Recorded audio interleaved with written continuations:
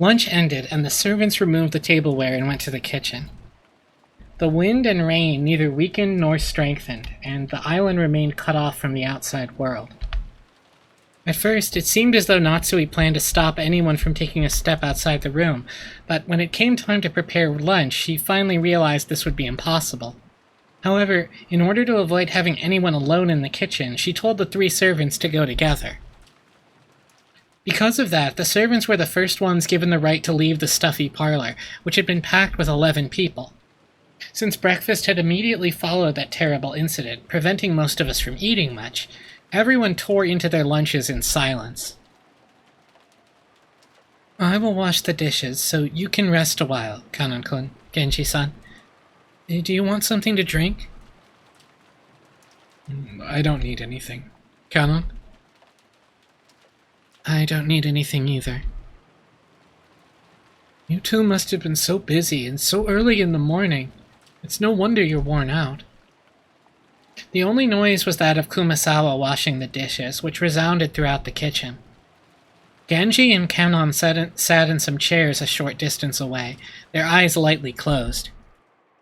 Just as Kumasawa had said, those two had probably built up a great deal of fatigue, but that didn't mean they could let it show in front of their relatives. Avoiding that was one of their virtues.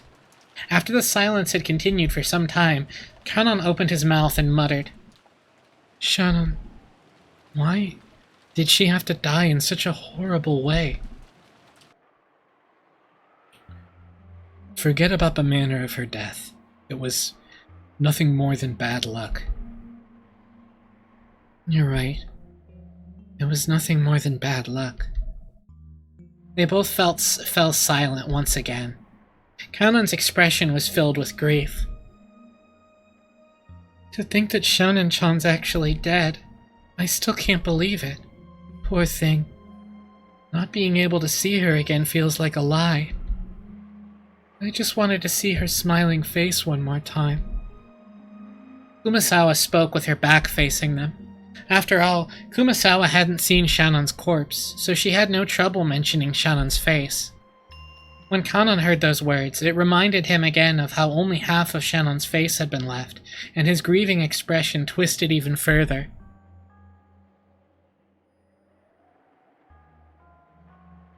No, you didn't miss the second Twilight.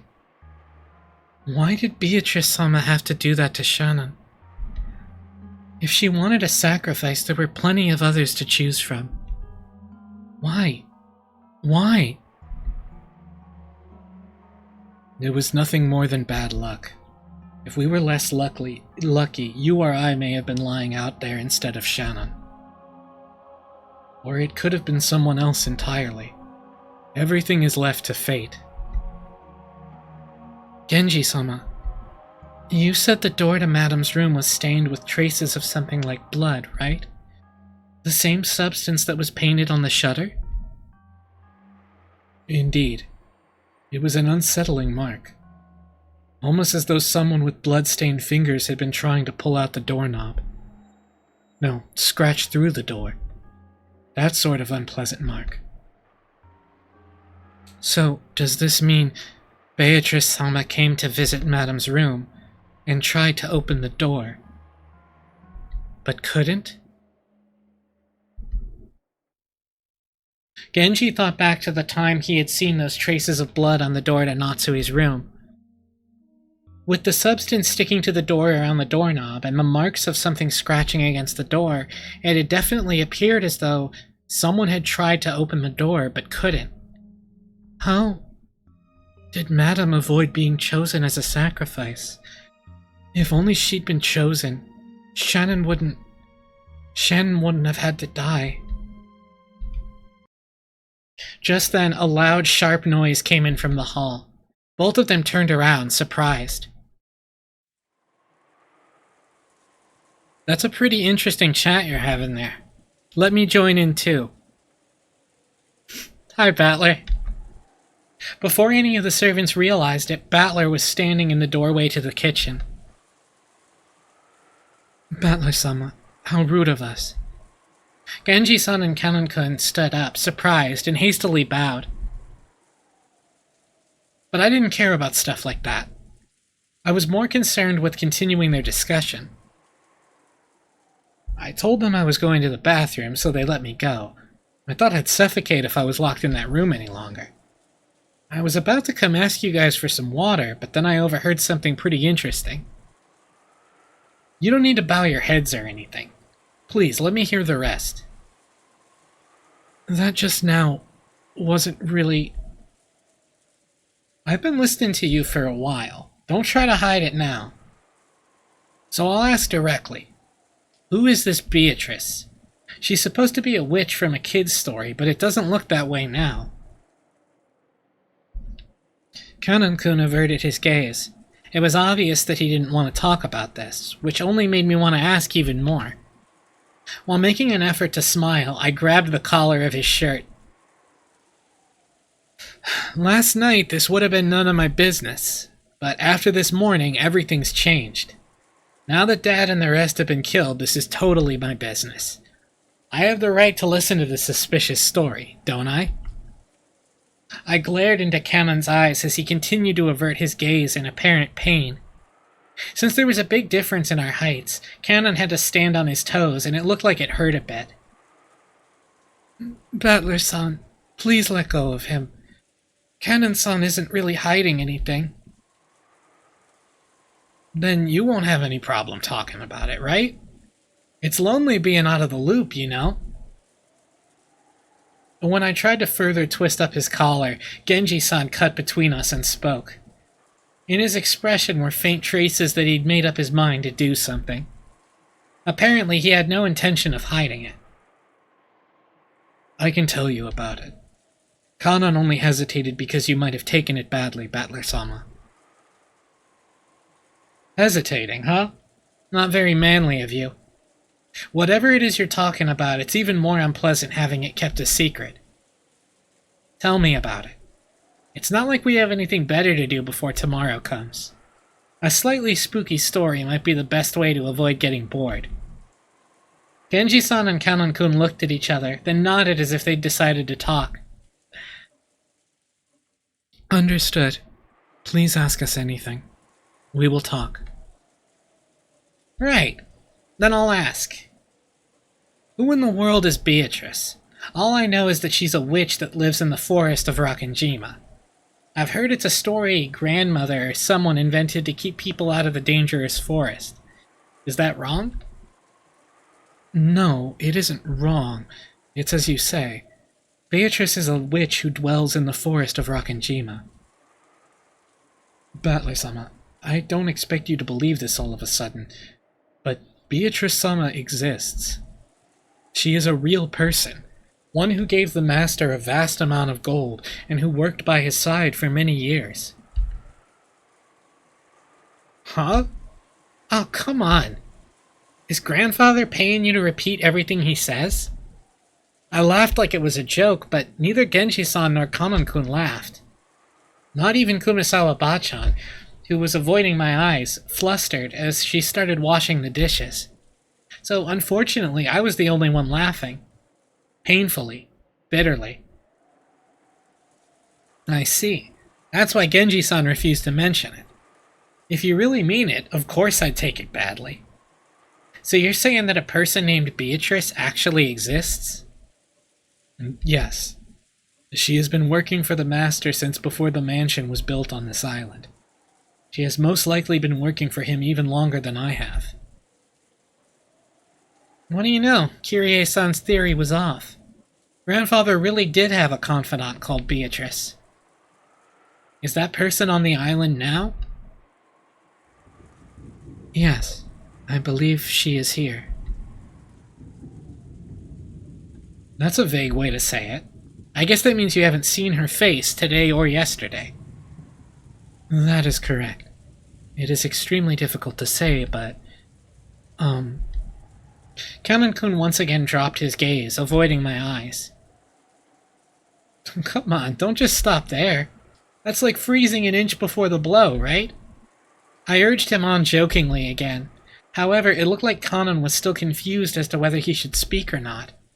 Then Kumasawa-bachan whispered.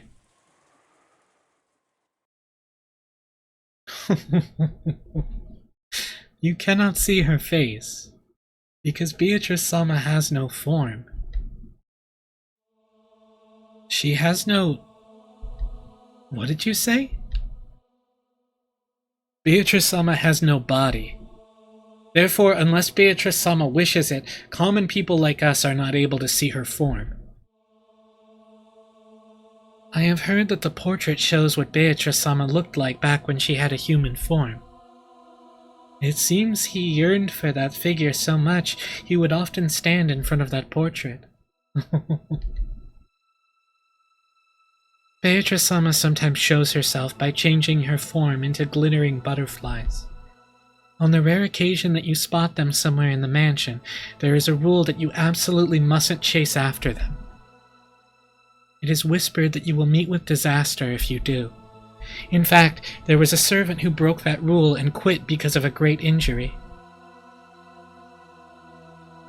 Wait a sec, are you kidding me? Are you all serious about this? Battler-sama, Beatrice-sama has already arrived. Such language may be unwise. Beatrice-sama does not like it when she is profaned. If you doubt her existence, you will surely meet with disaster. Battler-san, you probably find this topic unpleasant, but you know what? Beatrice-sama does exist.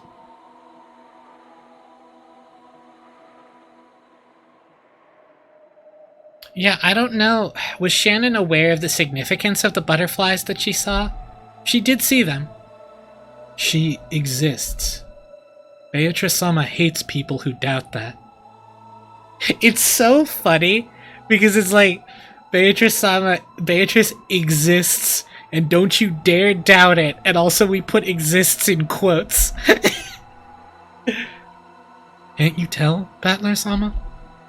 Beatrice-sama has already arrived here. Come on, quit it. I'm weak against that stuff. Enough with the cheap threats.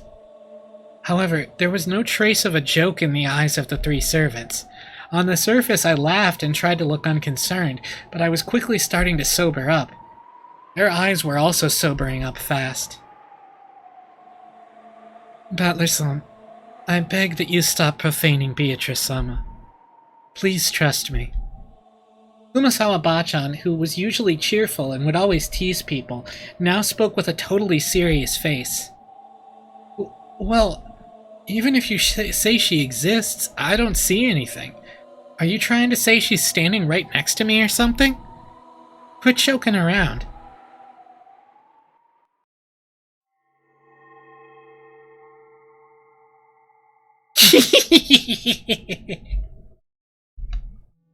Just then, that unnerving laugh suddenly filled the kitchen. When I turned around, Maria was standing there by the entrance.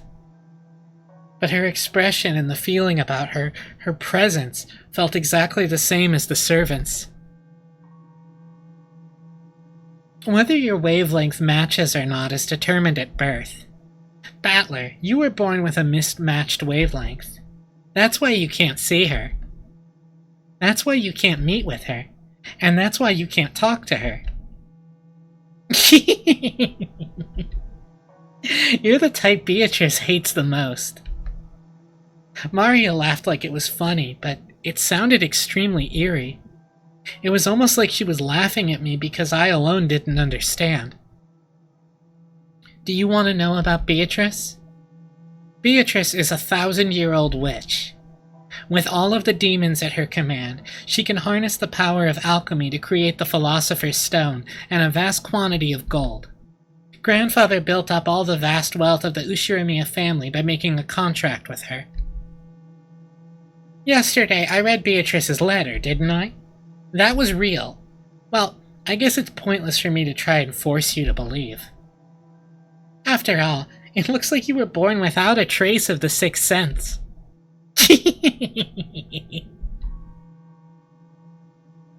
What are you talking about? Witches? Demons? Who told you about that? I heard it from Beatrice herself. Maria kept doing that unpleasant laugh. However, the servants who watched over this didn't even blink. She heard it from that witch in the portrait adorning the entrance hall. Maria kept on laughing in a weird voice, as though this was nothing more or less than the truth. Maria, it might be rude to ask, but I'll ask one more time, okay? Who gave you that letter yesterday? I got it from Beatrice. How many times must I tell you before you understand? You don't get it, do you? You can't see it. You can't believe it, can you?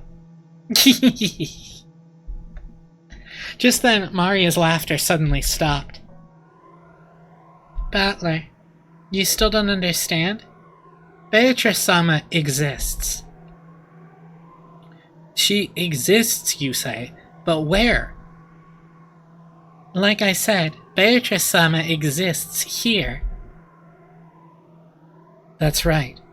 Now that I think about it, I've been feeling for a while now that the servants' eyes haven't been pointed in quite the right direction. I'd figured they were just staring absent-mindedly, but that wasn't the case.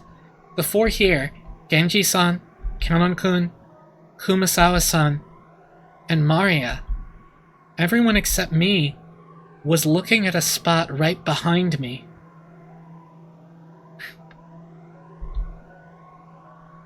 Holding my breath tightly, I slowly looked over my shoulder.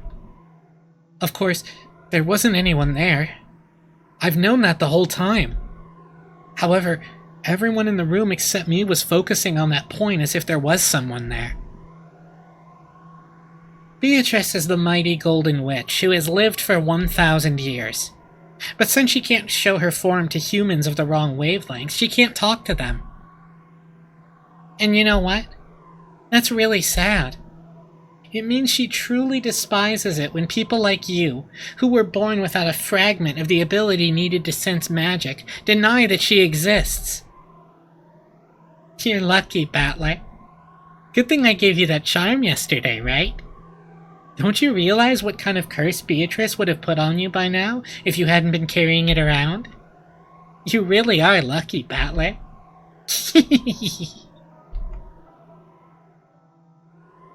Oh, that scorpion keychain. I thought that was just some cheap gift or something, but are you saying it really had some power?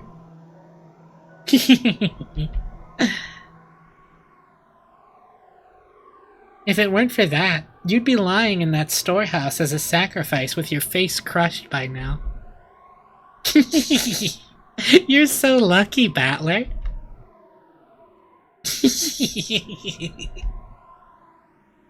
I see. So if it weren't for that, I'd have been killed by now. Battler, why don't you believe in Beatrice? Even though she exists. Right now, over there, look. Hey, I'll bet you want to believe it now. Believe it, and thank me for giving you that charm. If it weren't for that, you'd be in the storehouse right now. But then, maybe you would have saved someone else in exchange, right?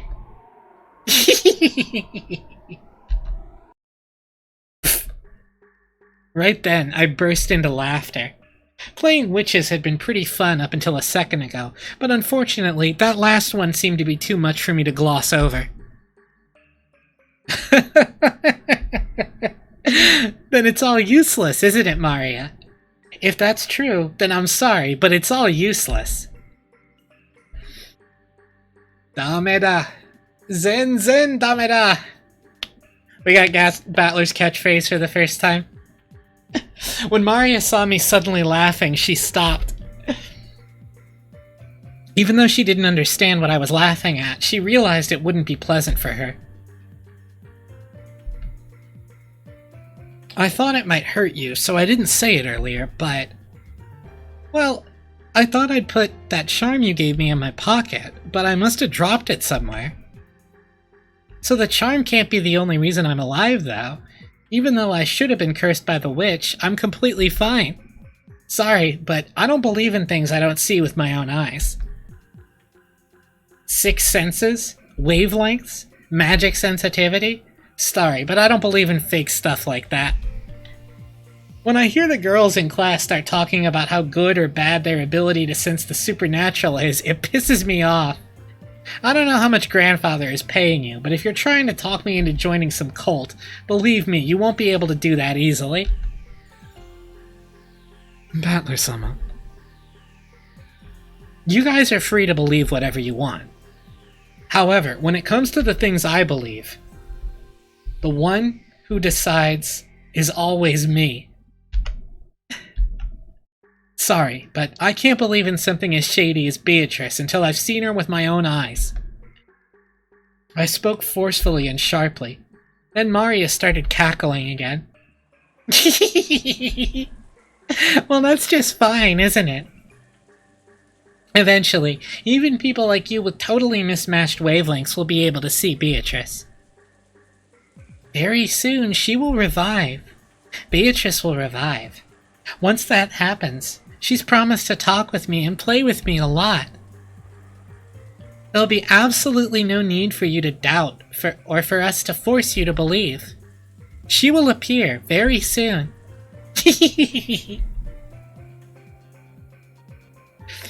It pisses me off when women talk about magic. So true.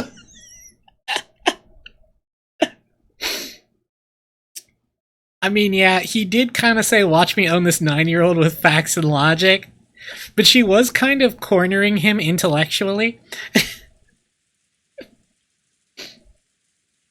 After a meal, some people tend to head to the bathroom, while others prefer to relax for a bit. It seemed that several people had left the parlor, just like I did when I went to the kitchen to drink some water.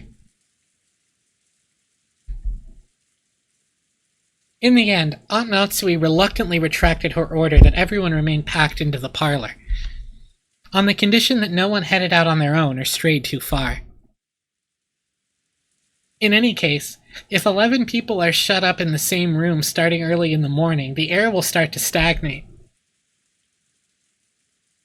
Somebody did send me a meme of a character talking to Maria, and Maria being like, that's why you don't have a girlfriend. And then the other character being like, I'm about to end your whole career. You know Santa Claus ain't real, right? And then it starts playing like, fucking, I don't know which one it starts playing. It's really good. Then Jessica's like, why would you say that? It's like, no, she started it. No, I can't send you the link because of the characters that it is. They're spoilers.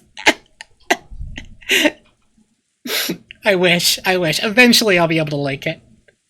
Also, quite some time had passed, so everyone was starting to recover from the shock of that morning, and their sense of danger might have been weakening too.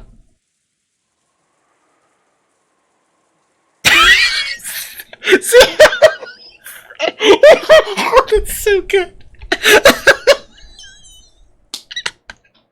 What kind of shoes she got out of the garden shed? No! It's so funny. Maria's response so far seems to be, yeah, I know, and it's cool, actually. However, it was a certain fact that 6 people had been killed inside this mansion, so no one was completely negligent. So whenever they went out into the hallway for a breath of fresh air, trying to act tough, they would quickly get scared of standing there isolated and would eventually return to the parlor. I guess it's like the north wind and the sun. If you force someone to stay shut in, they'll resist, but if you tell them to do whatever they want, they'll come back obediently.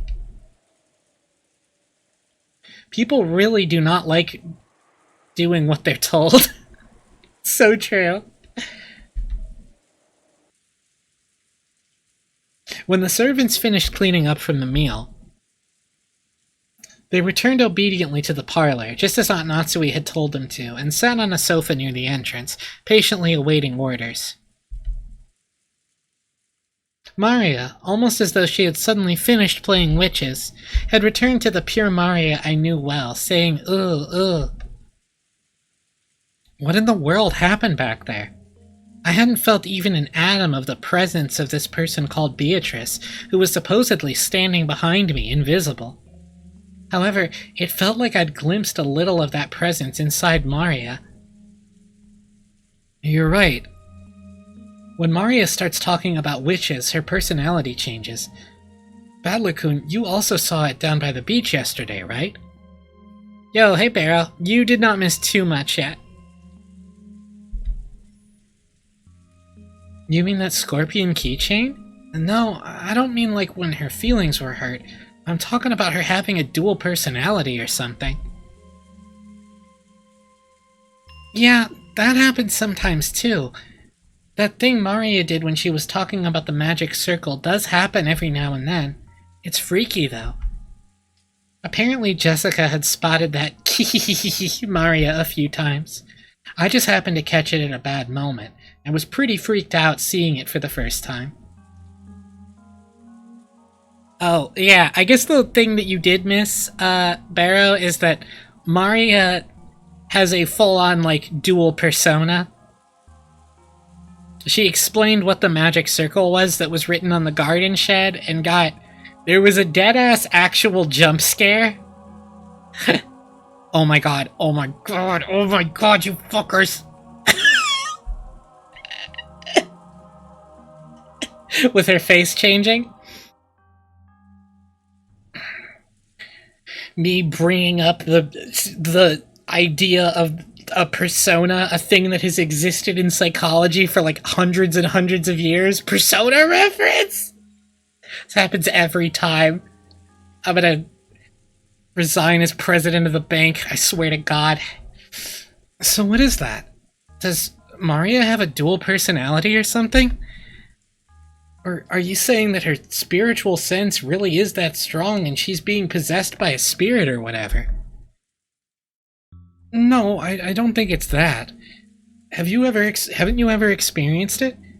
When you were small, didn't you ever want to be someone other than yourself? When humans are born, no one has any individuality.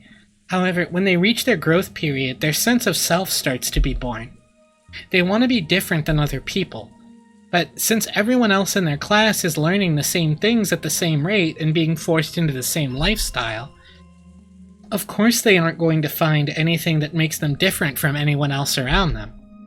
Once they realize that, the first thing they do is start breaking the rules in what's called their rebellious stage.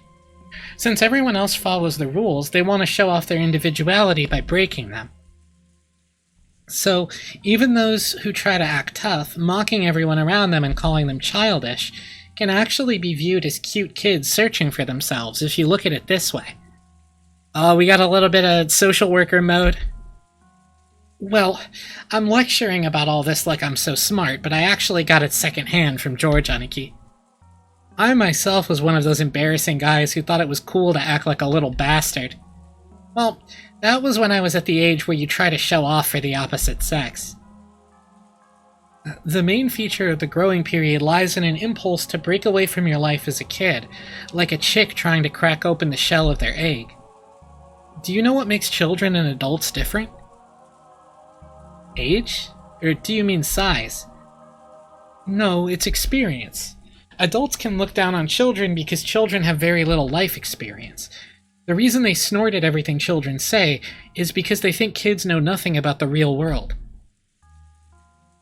Yeah, I understand that.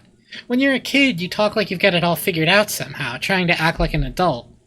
No matter what kids say, adults just snort at them and say they're too naive, or that they'll understand when they get older or something. Well, it's probably true, but to a kid, it's just annoying, like they're being looked down upon. I get it. It's a question of knowledge and experience. Well, I guess you're right that there's no reason to respect a person for their age if they've just wasted their lives. Therefore, during the period when they try to separate themselves from other children, they also try to take on personality traits different from those around them. And if knowledge and experience is what separates kids and adults, I get it. If they know something no one else does, it becomes part of their identity. You know, when I was in elementary school, I'd learn things no one else knew, get things no one else had, wear things no one else wore, and became a bit of a hero for it. I'll bet you've done the same thing, Battler. Yeah. There was definitely an age when I wanted to excel in some skill or another. I see. So that's because I was trying to separate myself from being a child, or going through my growing period, in other words. If you put a positive spin on it, the growing period forces you to separate yourself from others, thereby pushing you to gain skills and knowledge no one else has. This is also interesting from a sociological standpoint. Because people hate being like everyone else, they try to learn skills other people don't know. In this way, society can acquire the broad range of skills it needs to survive. God, George takes this shit and makes it so boring. It's so bad, because it's like, he's like, and then, for the good of the collective, it's like, oh my god, dude. The quality of the gods' programming is truly surprising. What does that mean? Well, unique personality traits can also be negative, right? Like if, say, everyone in the class was studying hard, but I was the only one slacking off, trying to stand out. Okay, that last bit really was true about me. It's only recently that I've been able to thank the middle school teacher who slapped me after school. But, well, I'd try to jump over things no one else could, sprint as fast as I could, trying to lap those guys with good grades when we did a marathon. I just felt like doing it. It was in my nature that if I couldn't study well, then I could at least get back at them by exercising. I see, so I really did go through a proper growing period. I guess boys really do tend to focus more on physical stuff. But you know, girls of the same age tend to focus more on mental, spiritual things. I'll bet there were groups of girls in your classes that got really into fortune-telling in their spiritual senses. No, she's right. She's right. This is important. I mean, the key thing is that Jessica says in general, because Jessica is not like that. But, you know, she is right. Yeah, there were. They'd come over asking me for my sign and my blood type. And then they laugh. I thought so. It really got on my nerves. No matter which class you go to, girls like fortune-telling. Deciding whether your spirit sense is strong or weak, what your sensitivity is, whether you can see the unseeable, that kind of thing definitely happened to me. I have a little bit of sympathy for Battler here because anytime anyone asked me about my horoscope, I was like, shut up. Shut up, don't you ever, I'm not telling you. You're gonna be like, so true, you're such a Pisces. I'm like, yeah, okay. That's because fortune-telling and spiritual senses are things that aren't taught in school. To girls who tend to be more introverted, it's a genre that's easy to build an identity upon, and one that holds a lot of interest for them. And then George makes it fucking cringe. Just like how when boys enter their growing period, they start acting tough and rebel against adults. When girls enter their growing period, they start getting interested in that kind of thing. Well, I didn't, though. I love you, Jessica.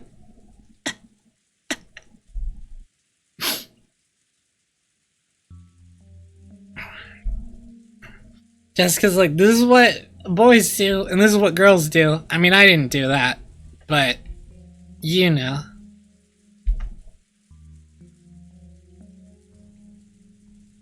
Well, no, it exactly is because people tell boys and girls that they should act that way. That is why it happens. But it's still true that it tends to happen in that way because people tell boys and girls that they should act that way. So, Maria having so much interest in the occult, isn't that rare among girls her age? Even if we accept that, I wonder if it explains that creepy dual personality thing. Actually, I think I probably could accept that explanation, more or less. As you just said, becoming an adult means gaining knowledge and experience. So, to gain that, it's necessary for children to learn all sorts of things and break free from childhood.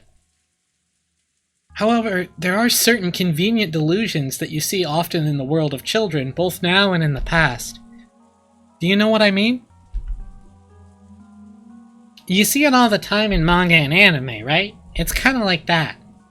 Like you've got memories from a previous life that start to resurface. Like you're being possessed by the soul of the great something or whatever. Oh, this is so funny. Higurashi knowers don't spoil Higurashi stuff, but this is... It's very funny how it's gesturing at chuniness, too. You know? Ah. Or it could be that a sleeping gene gets awakened. Or maybe a sealed power or memory returns. There's all kinds. For some reason, stuff like that's really popular at that age. Why is that?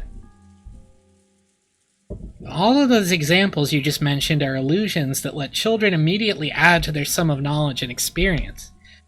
If a 9-year-old girl says she has a 1,000-year-old witch possessing her, then she gains a 1,009-year-old identity. So basically, studying is annoying, but these delusions are convenient for people who want to brag about having a skill no one else has, amazing the people around them. So you could brag about something without having to work hard or study. I see.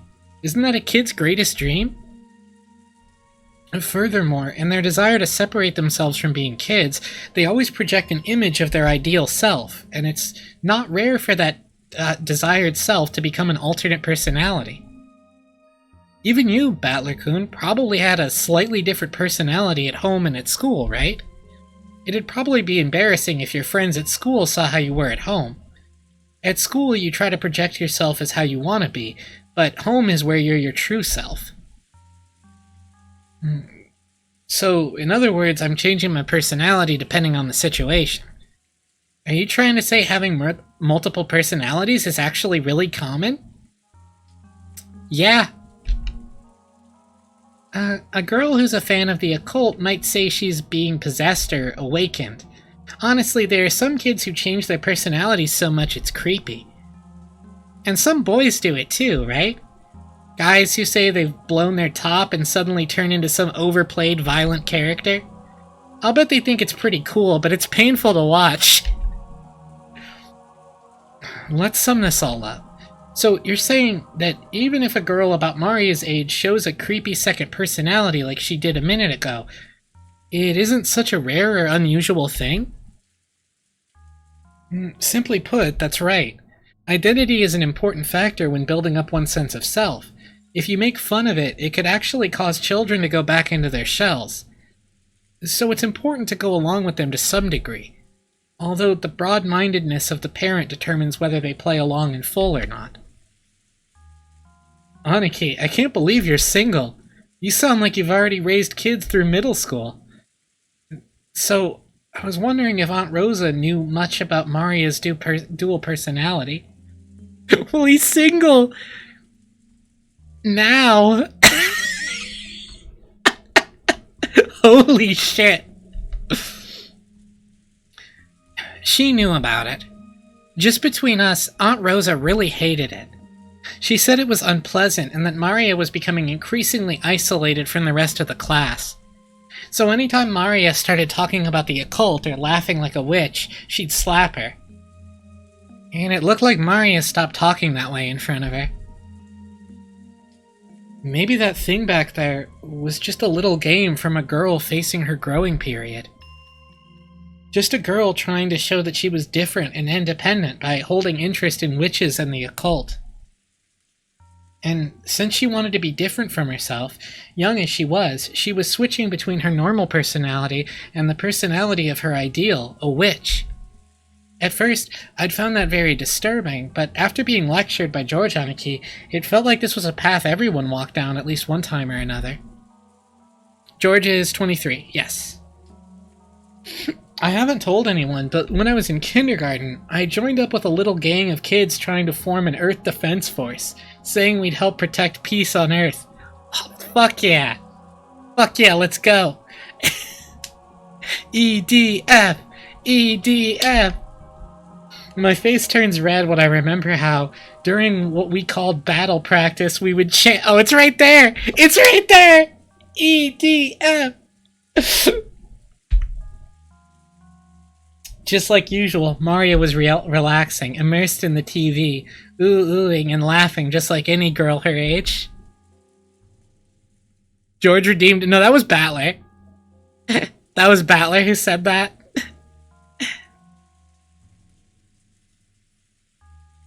Shannon is either 18 or 16, I forget.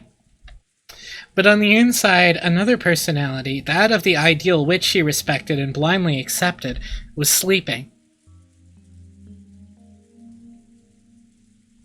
But that wasn't anything extraordinary. It was perfectly natural for a girl of her age. Yeah, Kanan is 16. I've calmed down a little. The shock from my bizarre experience in the kitchen just now is fading away.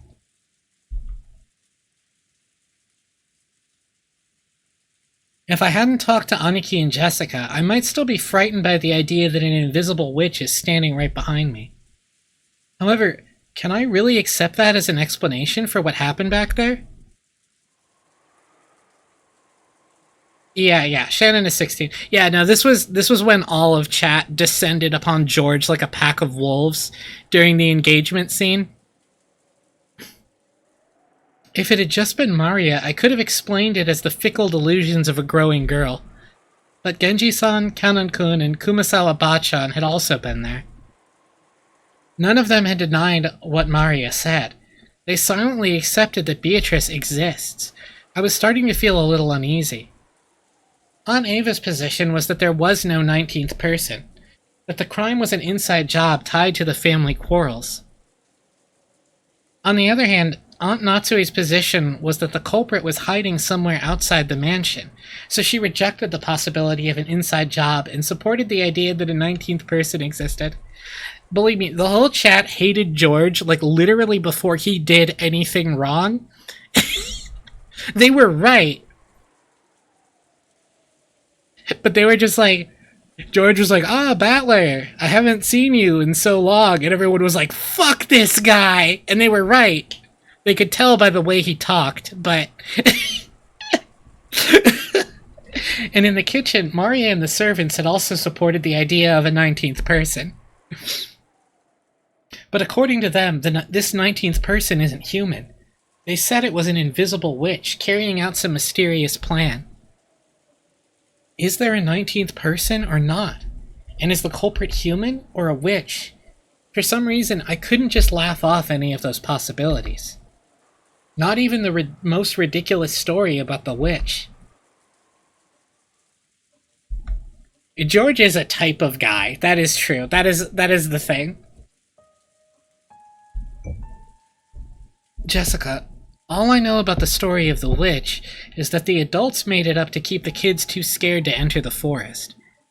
But is the story different here in the mansion? I feel the same way you do, okay?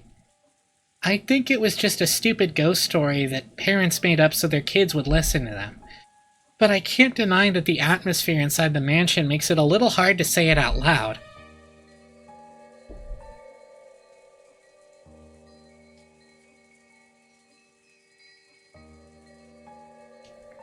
Yo, what's this song playing right now? Oh, this is Lure again. After all, Grandfather had proclaimed that Beatrice exists.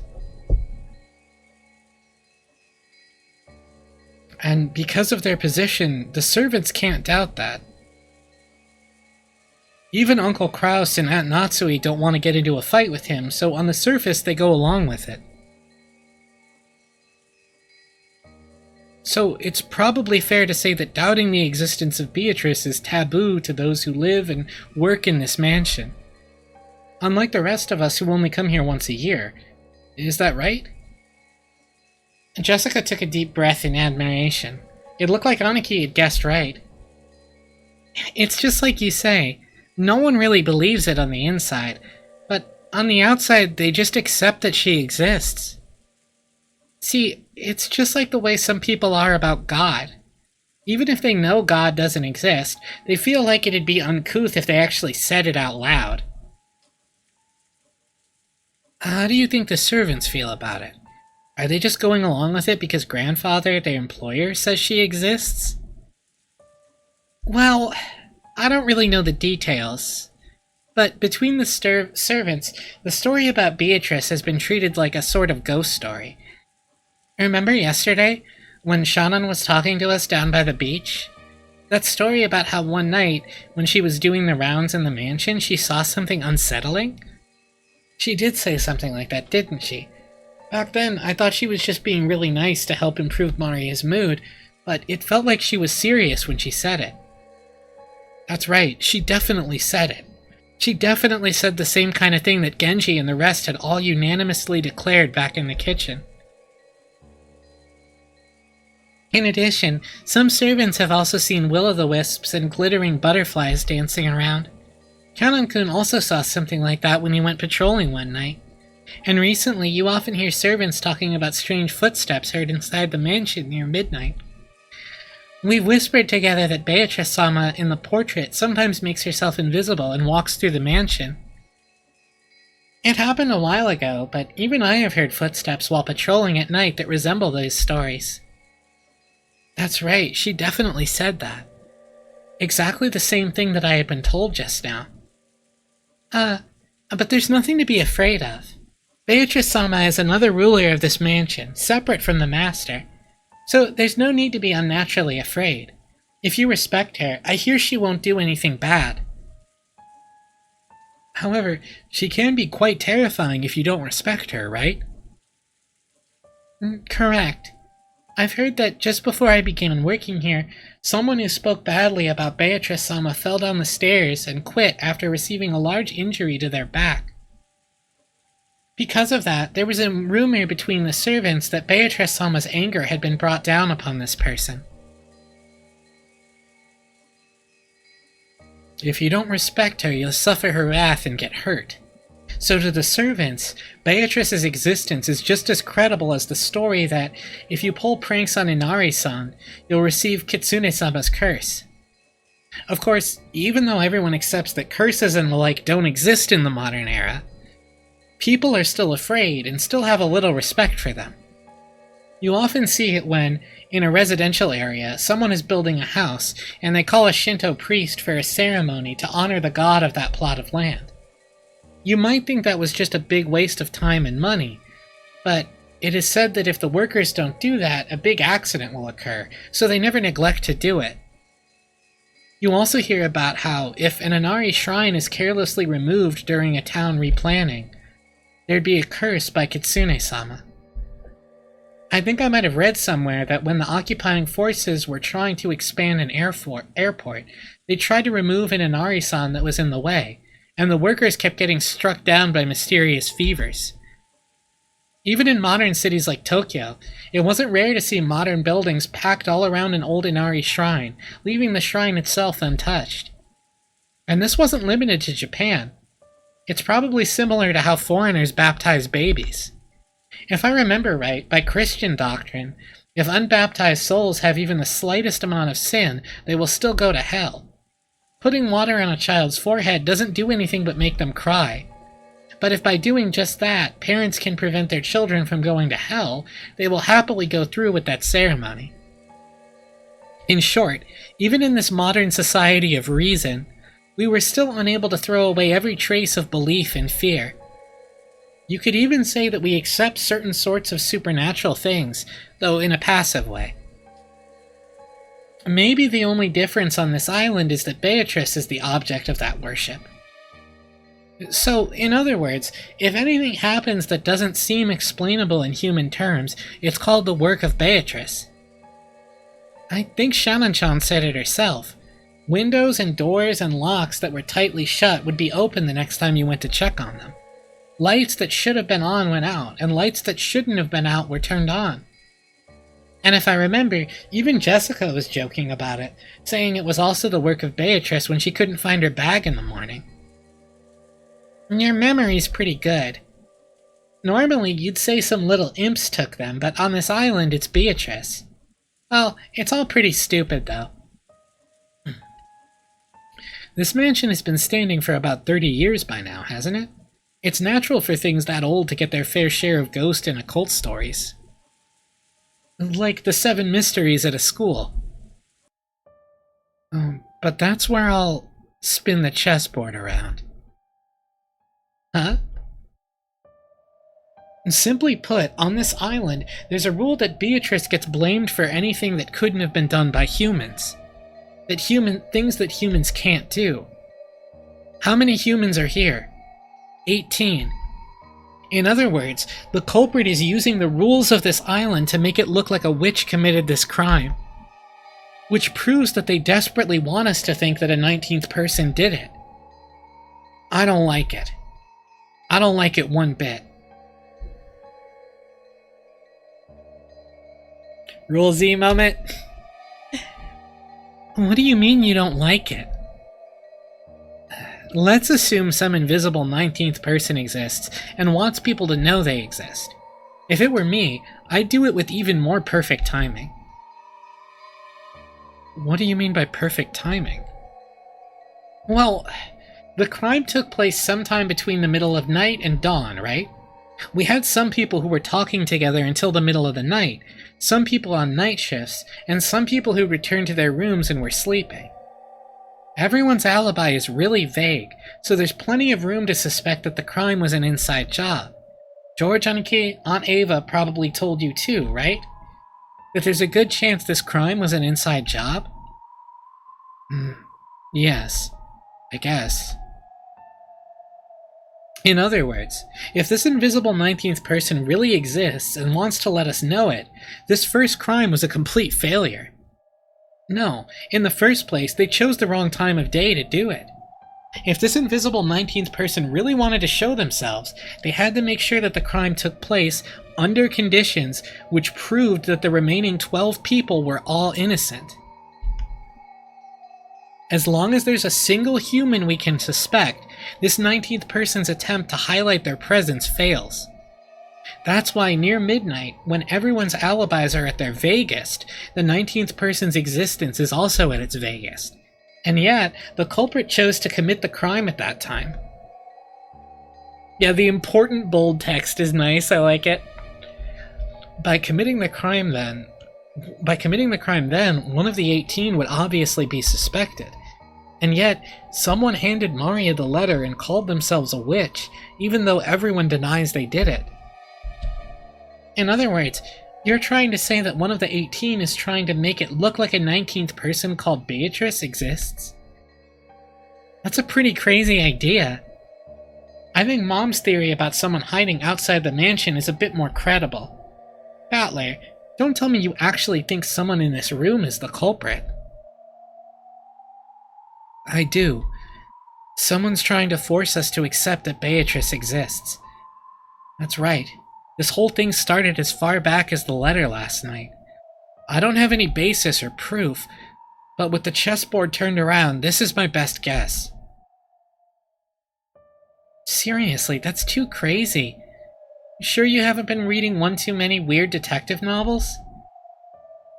However, it's an angle we can't ignore.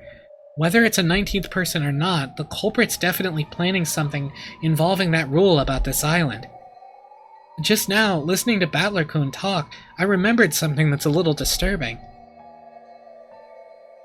Something disturbing? Yes. Do you remember? Beatrice's letter. It said that Beatrice was going to collect interest.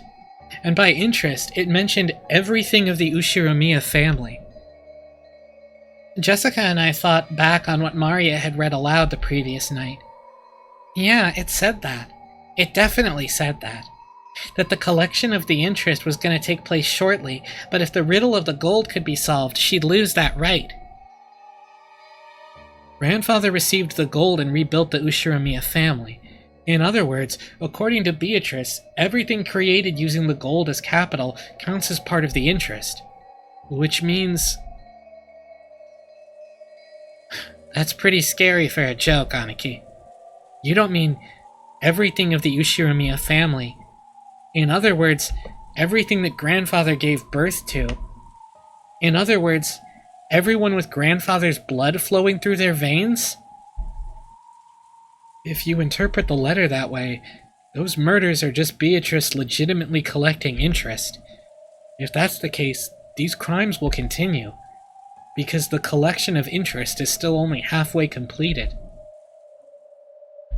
George turned around, looking over the parlor.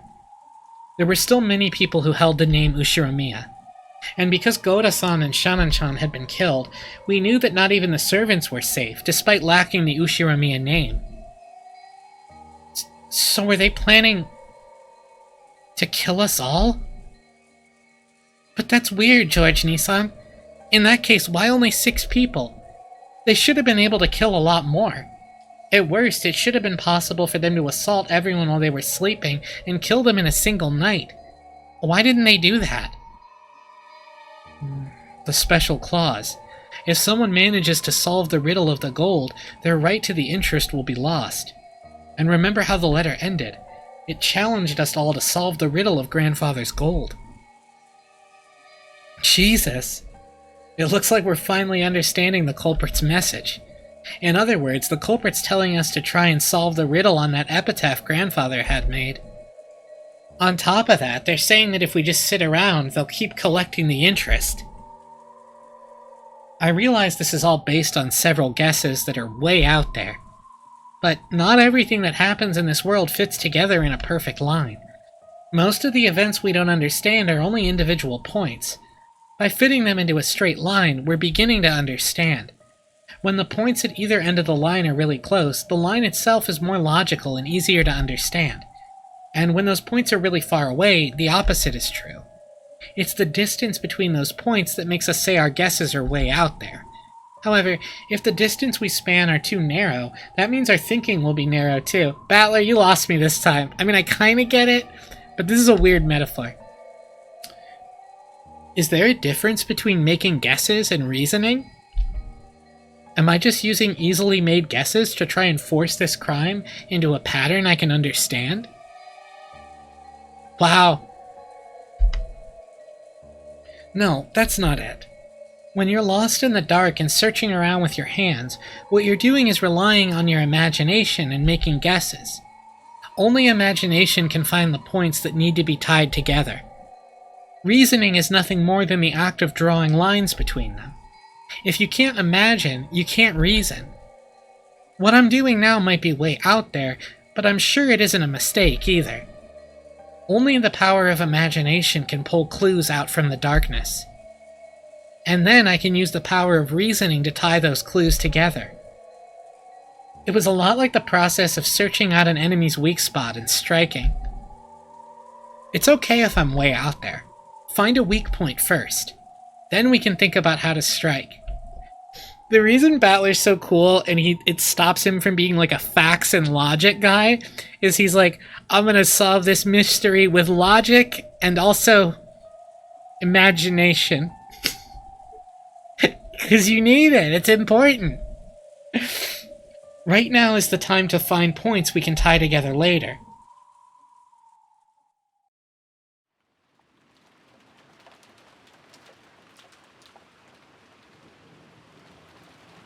It do be raining out?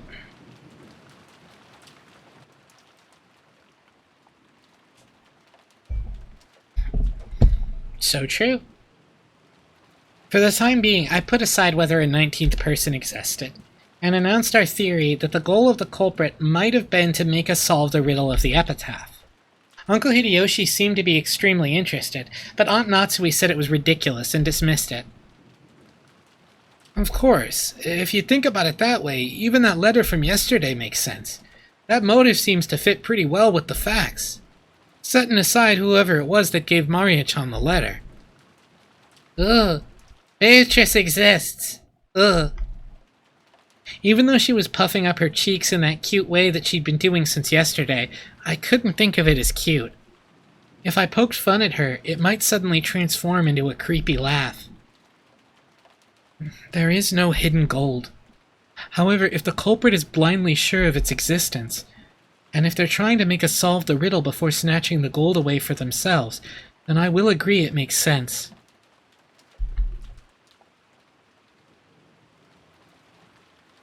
Oh, Zanji was referencing the fact that I always get irritated by Umineko fans who say that Battler is really stupid for not being able to solve one of the most complex mysteries ever put to paper.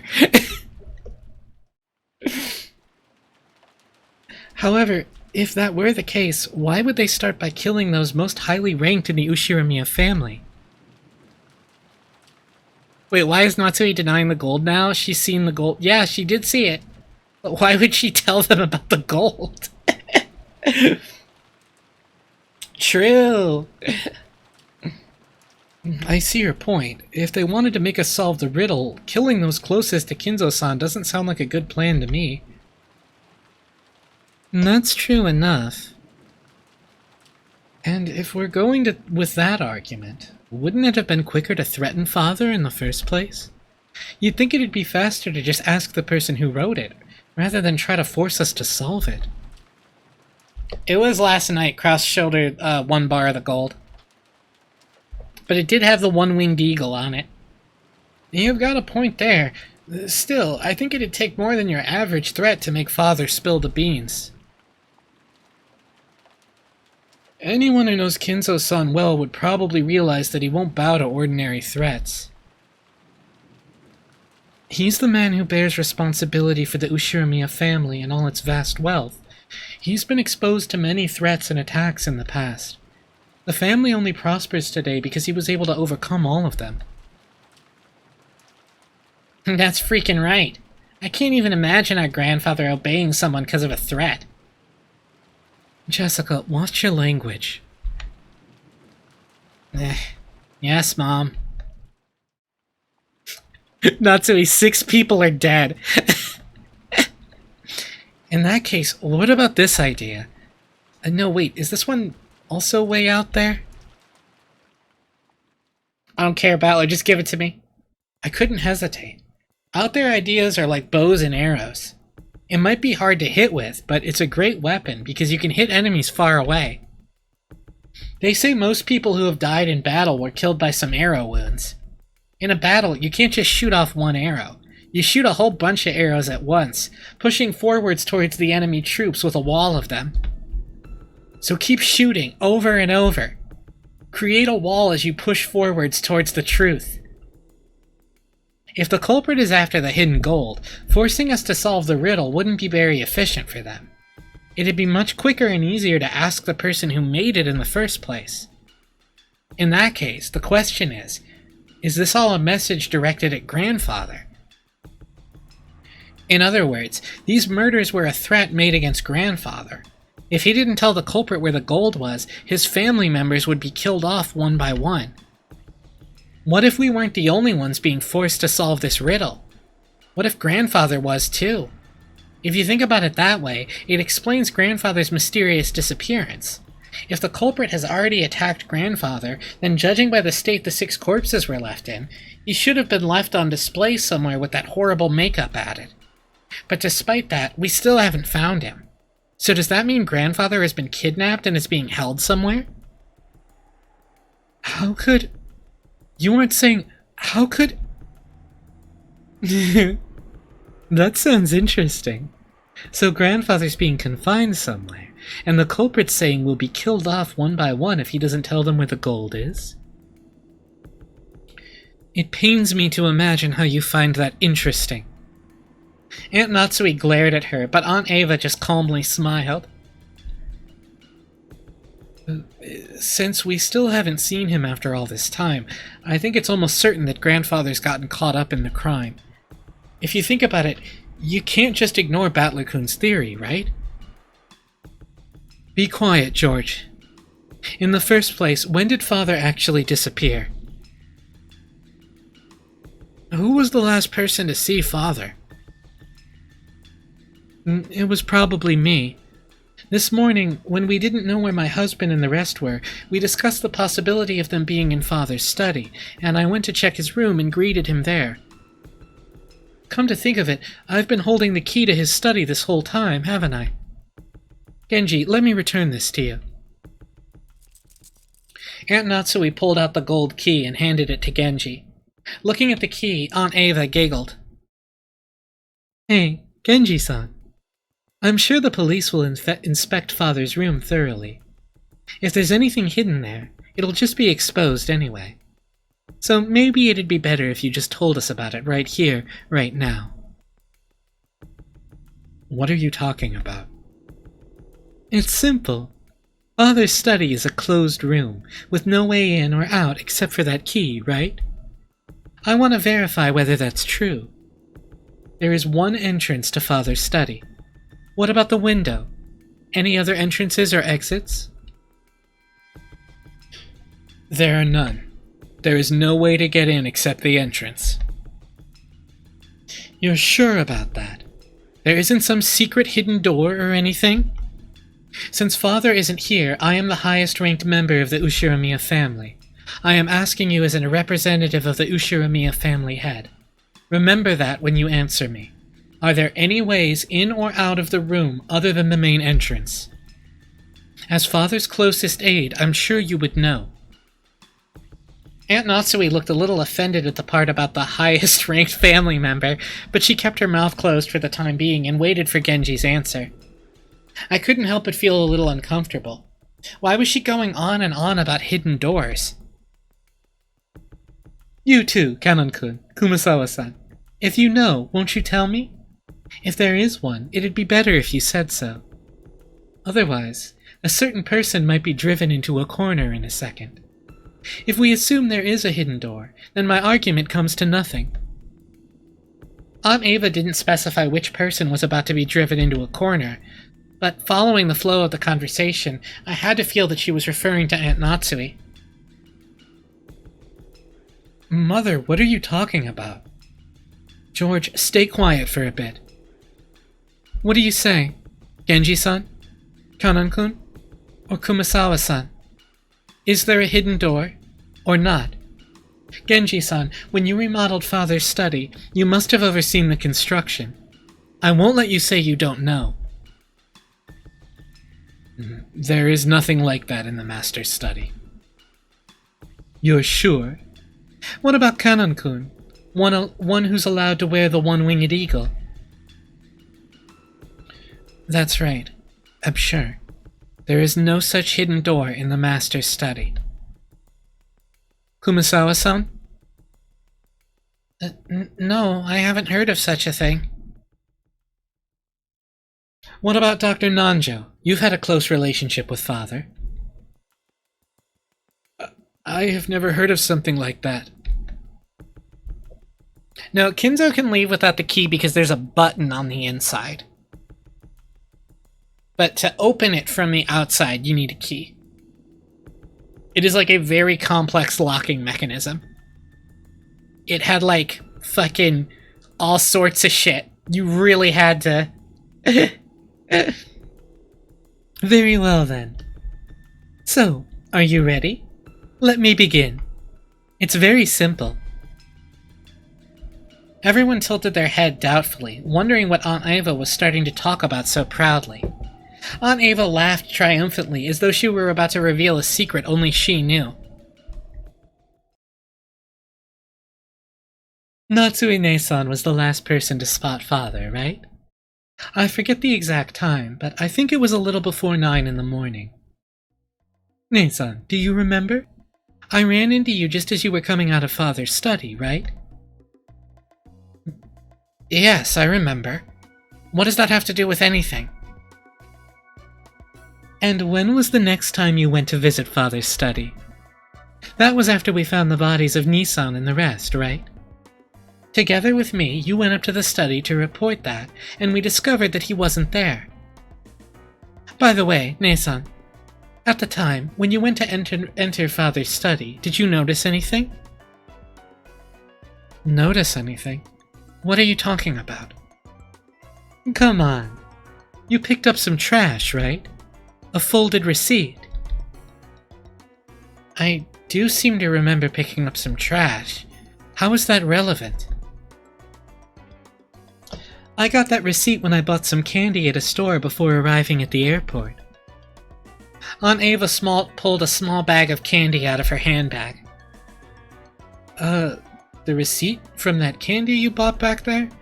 But, Mother, what does that receipt have to do with anything? George, stay quiet and listen for just a bit longer. Uncle Hideyoshi's expression was a little strict. Apparently, he understood what Aunt Ava was getting at. It really was just a whim. I definitely didn't foresee anything. Or try to set up a trap for Natsue-ne-san or anything like that. Actually, about that receipt... Ne-san, You remember bumping into me right after the last time you saw Father, right?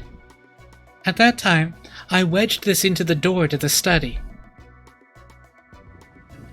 So, what does that mean? Are you saying no one opened the door until Aunt Natsui picked up that receipt? Wait a second, Aunt Eva. Wedging a receipt in would be obvious. It's possible that when Grandfather opened the door, he noticed it, found it amusing, and stuck it back in the door. Jessica hurriedly argued back. She still didn't really know what this all meant, but she realized that whatever it was, it would raise suspicion about her own mother. Of course, I folded the receipt up very small so that no one would notice it. But even if you assume that he saw it fall, he would have no way of knowing how high up the door it had been stuck, right? I checked that while Natsui-ne-san was taking the key out. The receipt was still stuck not 1 millimeter away from where I put it.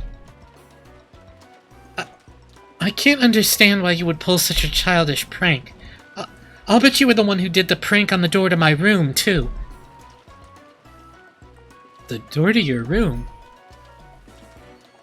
It was unpleasant to talk about, so I never mentioned it. But when I woke up this morning, there were signs of some prank on the outside of my door, with what was probably the same red paint that was scribbled across the shutter. There were some unpleasant marks, as though someone had been tearing at the door. Wait, what's this? Why'd you keep quiet about this till now? My apologies. Since so many horrible things have occurred since then, I had completely forgotten about it until this moment. I don't know anything about that. I'm not talking about your door, but the door to Father's room, right? Between the time you confirmed that he was in his room and the time we confirmed that he wasn't, that door wasn't opened even once.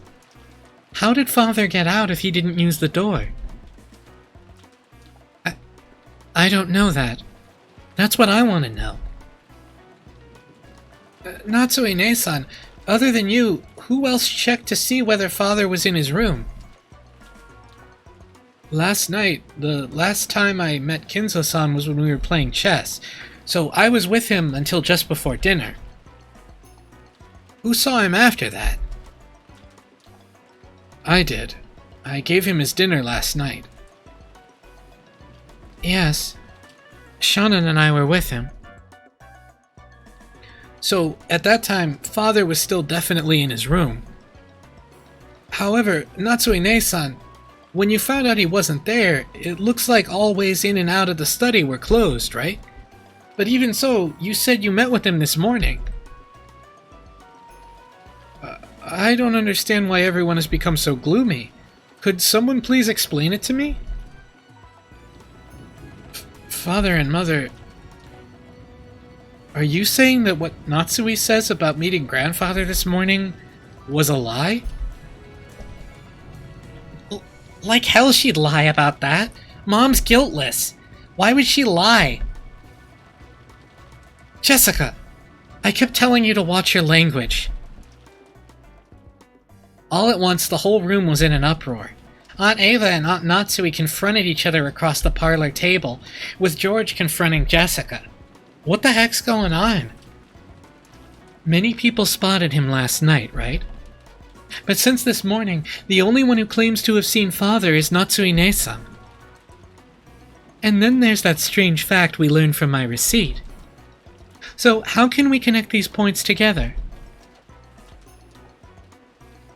Aunt Ava urged everyone to imagine it.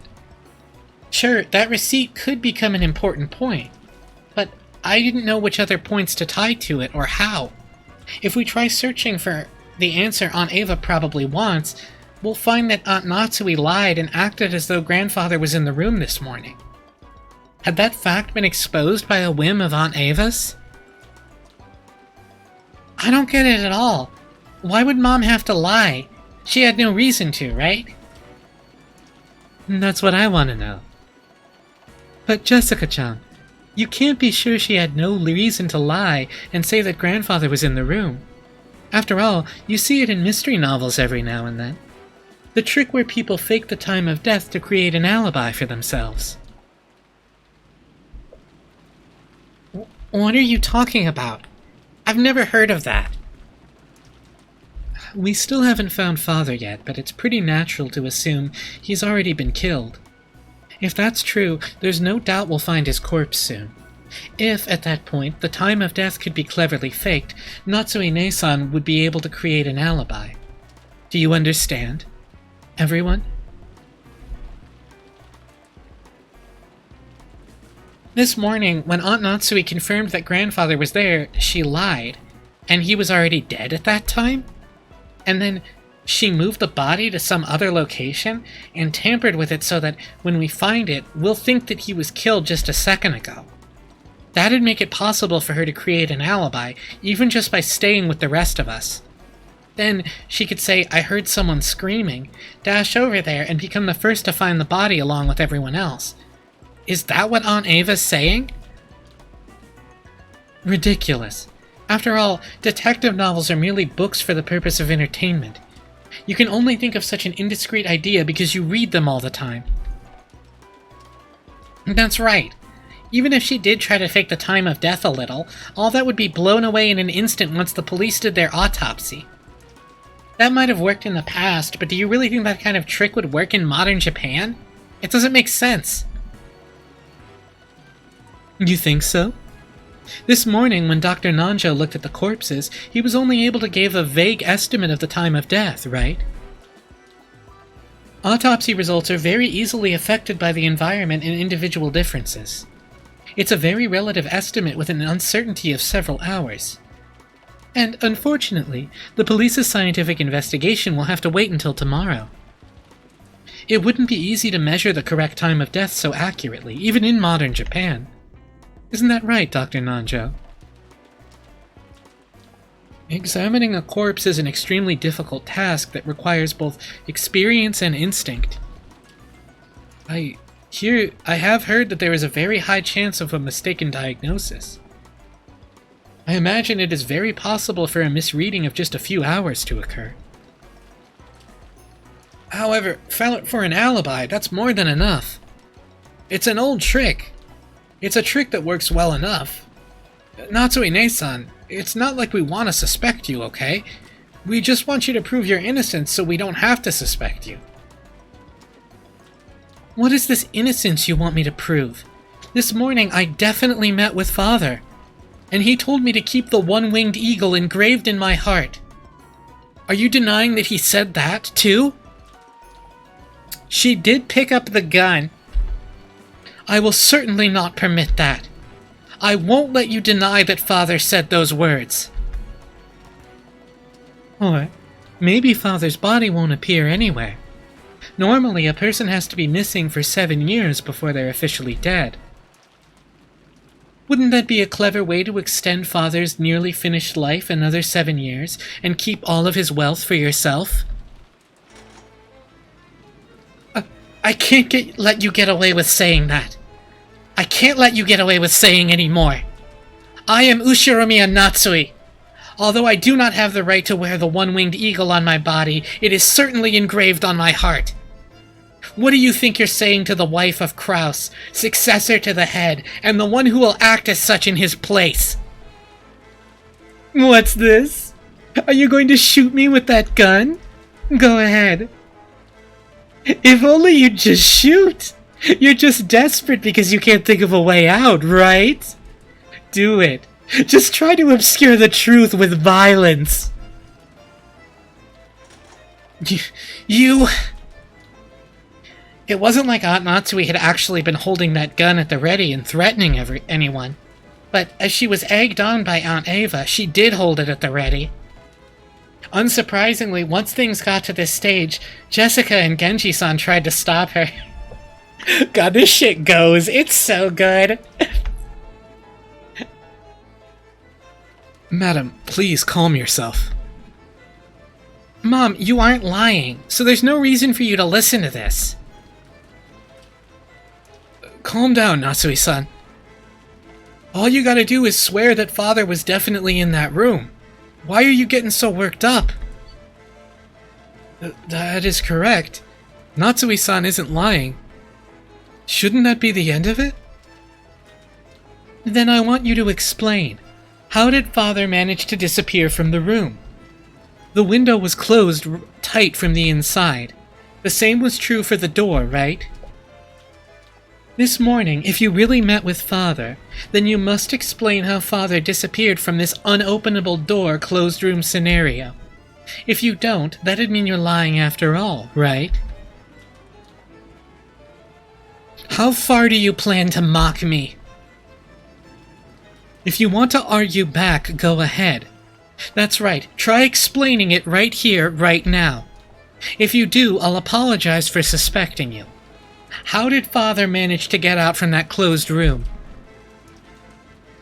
I cannot explain, and there's no reason for me to do so. Really? Then let me explain it. Let's take the best parts from my perspective and yours and come up with a more friendly explanation. I'll believe what you said about Father still being in his room this morning. However, the next time the door was opened, Father wasn't there. You don't have any objections so far, right? I have no desire to hear anything more you have to say. Shut your frivolous mouth. My reasoning goes like this, okay? I can confirm that on both occasions, you were the only one to go through that door. And the receipt proves it. So, what's the answer to the puzzle of how Father left the room? The window. He was sent out the window. Natsue-ne-san, you threw Father out of the third-story window of the study into the courtyard. You... Madam, please endure it. Eva-sama, please stop this. After that, when you left and said you were going to check the doors and windows, you took Father's corpse, which had fallen in the courtyard, and hid it. That was probably when you took some measurements to fake the time of death, right? This ties in with the case regarding Kraus-Nissan and the rest, and also the case regarding Beatrice last night. There's a really good chance we've got reason to suspect Natsue-san in all those cases. Normally, I wouldn't want to say this, but now that it's out in the open, there's nothing else I can do. Please, Natsue-ne-san, please explain how you can be innocent. Otherwise, I can't help but suspect you. Why me? Why must I, Ushiramiya Natsue, be insulted like this? Looks like we've got everyone's views on record now. It's useless. It's all useless, Aunt Ava. What do you mean, useless? Jessica looked up at me, hanging on to my every word. Aunt Ava's expression was confident as ever. Useless, you say? What is? Battler-kun, tell me. You're only convinced it was Aunt Natsue because you're only looking at the case from a single angle. It's not like I'm defending her, but that bluff of a checkmate isn't gonna fly. I think your reasoning regarding that receipt was passable. It's not a bad thread of logic. But I'd only give it a grade of 65 at best. If this were an exam, that'd be bad enough to get you extra lessons in detention, right? This is my favorite fucking character, like, in fiction. I am Battler's strongest soldier. Oh my. Well, how do you think anyone could break through the door sealed by my receipt and make Father disappear, other than by my theory? It's true that your theory is an interesting one, and if you could say for sure that there was no way to make Grandfather disappear, then you probably would be able to prove that the last person to see him, Aunt Natsue, was guilty. However, since there is still a possibility that she's innocent and that these accusations are false, we can't be sure about that. Then, Battler-kun, are you saying someone other than Natsue-ne-san made Grandfather disappear? It'd be impossible for anyone else to do it. My receipt proved that, right? After the first time she visited that study, and until the second time when we visited it together, the study was a perfect closed room, and when the seal was broken on the closed room, he was already missing. If that doesn't prove she's the culprit, what kind of trick could they have used? Like I said, Aunt Ava, only 65 points. So, let's try spinning the chessboard around, shall we? The question isn't how someone managed to make Grandfather disappear from the outside. We should think about how Grandfather disappeared from the inside. The door had the receipt stuck in it, so it couldn't have been used. He also couldn't have gone through the window, because you can't lock it from the outside, and when Aunt Ava visited the study, she checked to make sure it was locked. So the window also wasn't used. At that point, the study really was a closed room. We have to accept this. However, the study didn't remain a closed room forever. Once the seal created by the receipt was removed, it'd be possible for someone to escape by the door. In other words, the question isn't how Aunt Natsui made Grandfather disappear. We need to think about how he was able to escape. Grandfather's study isn't an ordinary study, right? According to Genji-san, there's a toilet and a kitchen and even a bedroom, almost like a little house. For example, what if he was hiding under the bed and the two of you only thought he was missing? Aunt Ava, even you didn't check that far, right? And then the two of you went back down the stairs thinking he wasn't there. At that time, the receipt was already gone. In other words, if Grandfather was hiding in his room the whole time it was a closed room, and escaped after letting the two of you go past him, we can crack this closed room right open. What are you talking about? Why would Father need to escape the room in such a bizarre fashion? Don't be so absurd. Yeah, it might be absurd. However, it still shows that there's a possibility Aunt Natsui is being falsely accused. Your receipt wasn't perfect. In chess, we might call that check, but it isn't checkmate. But the thing that really pisses me off is how you're pressuring Aunt Natsui to explain it, then claiming she must be guilty if she doesn't.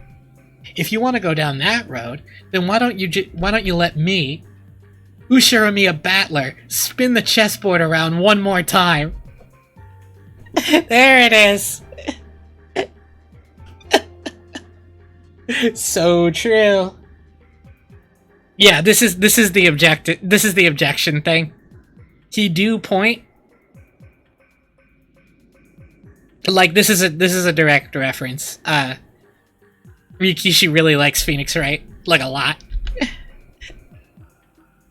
Aunt Ava, according to your own argument, you must explain to us why you and Uncle Hideyoshi couldn't have killed those 6 last night and then casually returned to the guest house. Oh, fucking get her ass! You've been trying to force Aunt Natsui to explain, so I'm sure you can prove your own innocence, right? Especially now that all of Grandfather's wealth has suddenly plopped down right in your hands. That's right, you're suspicious enough yourself, aren't you? If you say Mom's suspicious because she was the last person to see him, then what about you, Aunt Ava, the last person to see Dad and the rest? Just like Battler said, prove that you two weren't the ones who killed them. Mother, I also think your reasoning was a little overeager.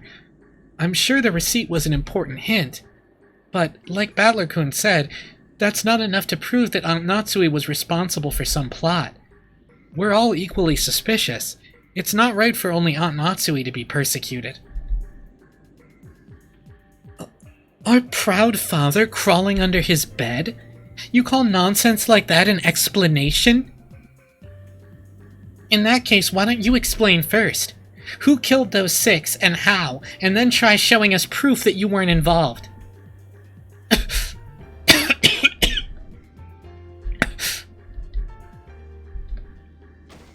Oh shit. She fucking went down. Lily, she's dead.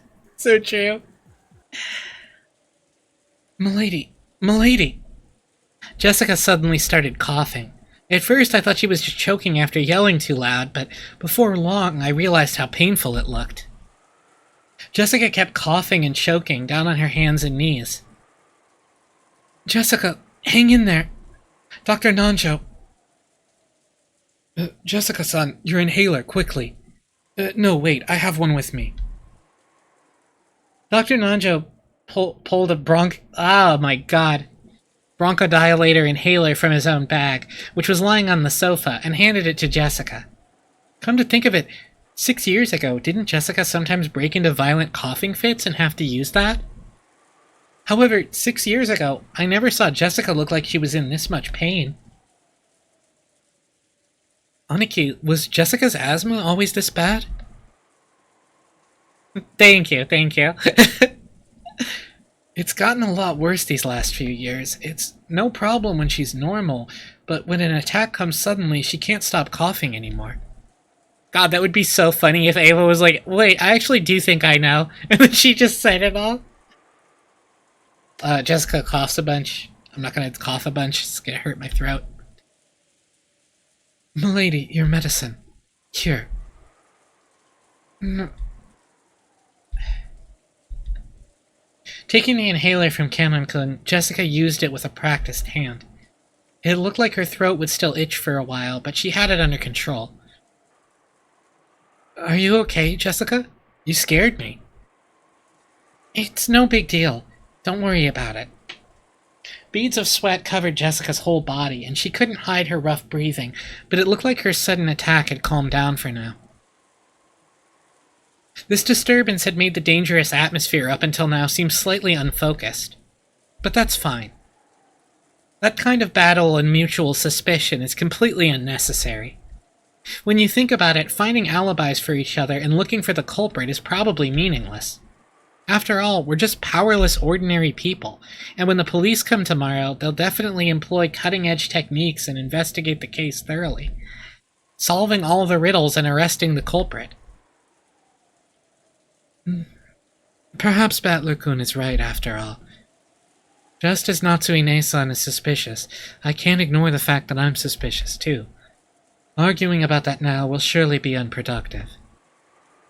Everything will be fine if we just leave it to the police tomorrow. But don't you want to know, too, Battler-kun? Who the culprit is? Don't you want to let them know the pain you feel from losing someone precious to you as soon as possible? I won't deny that. Even one day would be too long to let the wonderful bastard who's behind this go. But that doesn't mean I want to suspect one of the 18. Even though I said what I said earlier, I don't even want to suspect you, Aunt Ava. To me, you're an awesome aunt who's always fun and playful. I don't want to trade insults with an aunt like that. I wouldn't want to do that with anyone here. Right? Everyone? I feel the same way as Battler-kun. It's pointless to trade insults. It's probably just the stress built up because so many people have been crammed into one place since morning. Probably. It is only natural. It may not be my place to say it, but I think we should all relax as much as possible.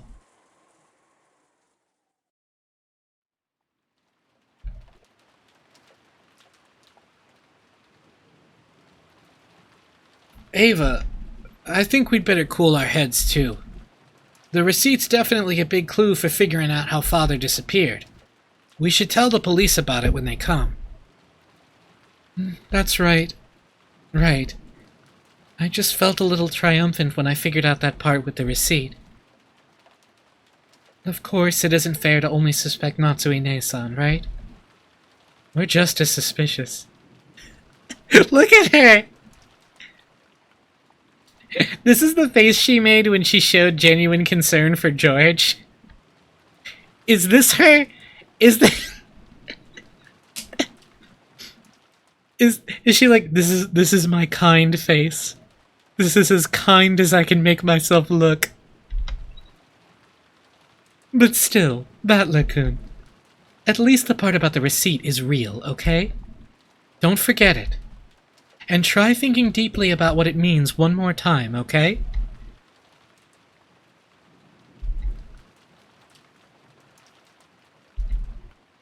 Aunt Ava and Uncle Hideyoshi stood up. It looked like they planned on leaving the parlor. In the end, it's pointless for us to keep playing detectives. After all, the police will reveal everything anyway. That's right. Even if we don't play this detective game, the typhoon will pass. And when those lively seagulls return to the harbor, everything will settle itself. When the Umineko cry... That's right. If you think about it, this kind of crime is completely trivial. It will definitely be resolved, even if we do nothing. When the seagulls cry. Battler's 18. Battler is exactly 18. Natsumi-ne-san, I take it you don't want to see my face anymore? I feel the same. If I remember correctly, yesterday you had some rooms prepared for us in the mansion, so we wouldn't need to go back to the guest house, right? Those should each have a bath and a toilet, as well as a lock and a chain to secure the door. There's even a bed to lie on, and my husband will be able to watch TV without having to fight with Maria-chan over which channel to watch, right? Do whatever you want, but make sure to be cautious. Thank you, Ne-san. And mind your own business. I'll be counting on you to keep an eye on everyone, okay? Because the culprit is definitely here. And Ne-san, make sure you don't forget to keep an eye on yourself, too. Have you finished taking your parting shots? Yes, I'm finished. See you, Natsui-ne-san. Genji-san, let us know when it's time for dinner. Until then, we'll lock ourselves in with the chain. Genji, Kanon, escort them to the guest room. We'll be fine. I hate shady escorts. In fact, I'd be more comfortable if nobody leaves this room until we reach ours. Let's go, George. I'll stay here with everyone. George, the culprit is in this room. Do you plan on staying in a place like that? Leaving this room would be the same as suspecting one of my relatives. I can't believe anyone in our family is capable of something that horrible. George! Darling, you tell him too.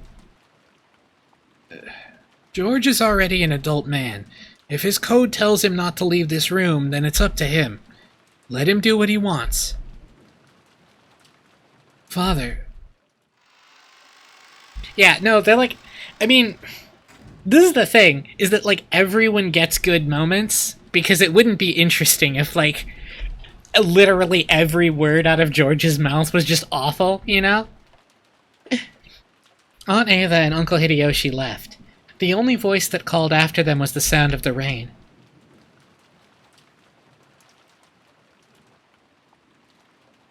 But then you can also look at, like, anything that anyone says is like, well, maybe it's because they're the culprit. The parlor was being buried beneath the savage atmosphere. When I looked at the clock, I was surprised to find that it was already evening. Had we really spent that much time worrying about needless things? Talking with each other? Fighting with each other? Could have been solving the damn epitaph. Feeling bored, I started scratching at my head when Maria and I made eye contact. I was a little surprised, since I thought she was completely immersed in the TV. I believe it now. The letter, the murders, everything. It was all Beatrice. In fact, I almost feel like begging her to come out and take credit for it all. I want it to be the work of a 19th person. Otherwise, the 18 of us will have to keep on suspecting each other. I think believing in a 19th person is better than that.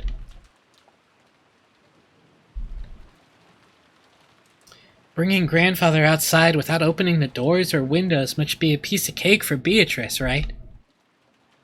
Maria, after taking a single short breath, hung her head and then raised her face again. That's right. Locking a door is useless against a witch. Beatrice is familiar with all 72 demons. The 33rd ranked, Gap, gives the power to instantly carry the desired person to any location. To her, taking a person out of any closed room isn't hard at all, you see?